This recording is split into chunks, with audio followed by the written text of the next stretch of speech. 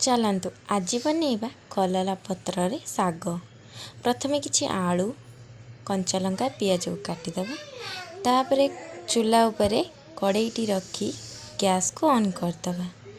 कड़ईटी ताती गला परे सेतिरे किछि रिफाइन ऑयल तापर किछि सोरस को किछि समय फुटेबा को छाड़ीदेबा। तापर दुईटी रसुण छेचिकी रखिदेबा। से रसुण को तेल रे पकेइबा जहाँद्वारा कि बास्ना बहुत बढ़िया आसीबो। सेथिरे किछि काटी रखिथिबा कंचा लंका पकेइबा। आउ तापरे आमे काटिकी रखिथिबा गोटे पियाज सेथिरे पकेइबा। ताको किछि समय भाजीबा को दबा।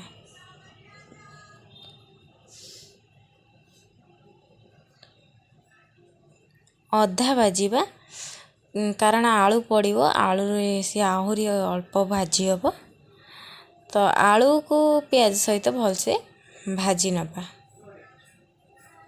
तापरे आमे किछि स्वाद अनुसार लूण पकई नबा। ताको भलसे मिसई दबा। तापरे हमर गैस को टिके सिम कर दबा।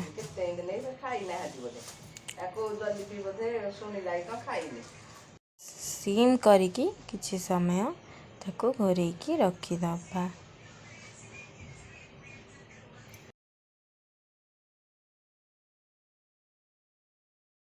दुई रु 3 मिनिट सिझिला परे ताको काढ़ी नबा।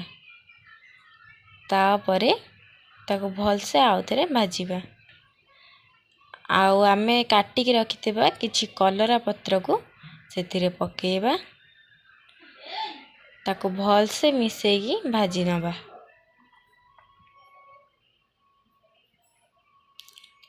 एमती भाजी नेबे किछि समय एकाठी करिकी ताको सिझिबा को रखिदेबा नहले कंचा लागिबो खाइला बेलको।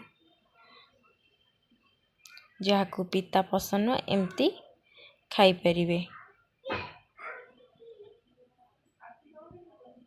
किछि टिके तेल अधिका नहीं गले खाइबा को भल लागियो। रसुण को जो छेचिकी पकेइछे आमे ता बास्ना द्वारा भी खाई हे जिवो।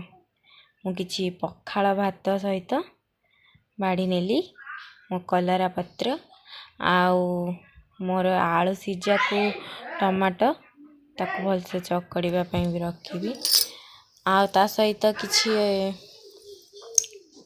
नेइथिली मु कंचा लंका आंबुल आउ रसुण ताको भलसे दली देकी पखाळ साथी रे जो खाइबार मजा देख।